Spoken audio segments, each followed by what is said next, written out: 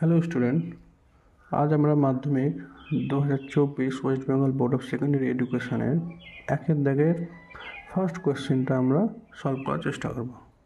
তোমরা চ্যানেলে প্রথম হলে চ্যানেলটিকে সাবস্ক্রাইব করে দিও। চলো শুরু করা যাক। প্রথম কোয়েশ্চেনটা হচ্ছে সরল সুদ ও চক্রবৃদ্ধি সুদের বার্ষিক 10% সুদের হার 10% হলে দ্বিতীয় বছরে কোনো মূলধনের সরল সুদ ও চক্রবৃদ্ধি সুদের অনুপাত কত?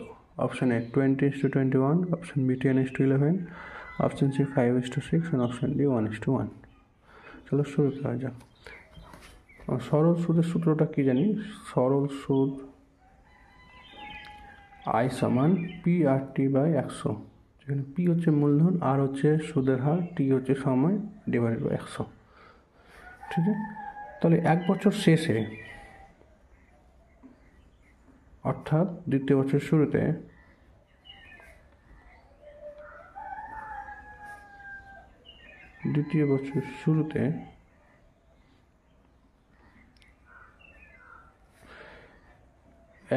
টাকার বার্ষিক 10% সুদের হারে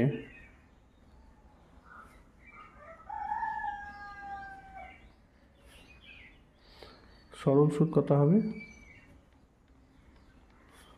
P/100। P হচ্ছে 100, R হচ্ছে 10, T হচ্ছে 1 year বাই 100, দ্যাট মিনস 10 টাকা। ঠিক আছে, এক বছর শেষে সুদ আসল কত হবে? 100 টাকা মূলধন প্লাস 10 টাকা সুদ, 110 টাকা। তাহলে দ্বিতীয় বছরে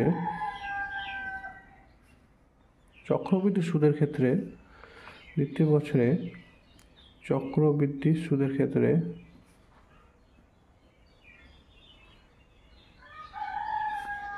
আসল কত হবে? আসল হবে 110 টাকা। অর্থাৎ দ্বিতীয় বছরে চক্রবৃদ্ধি সুদ কত হবে? চক্রবৃদ্ধি সুদটি হবে P/100, 110 ইন্টু 10% ইন্টু 1/100, 0.000, 11 টাকা। তো দ্বিতীয় বছরে চক্রবৃদ্ধি সুদটি হলো 11 টাকা। প্রথম বছরে সরল সুদ হচ্ছে 10 টাকা। অতএব সরল সুদ এবং চক্রবৃদ্ধি সুদের অনুপাত কত?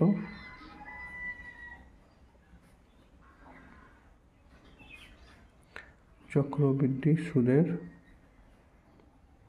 অনুপাত সমান 10:11। Option B is correct, option B is সঠিক।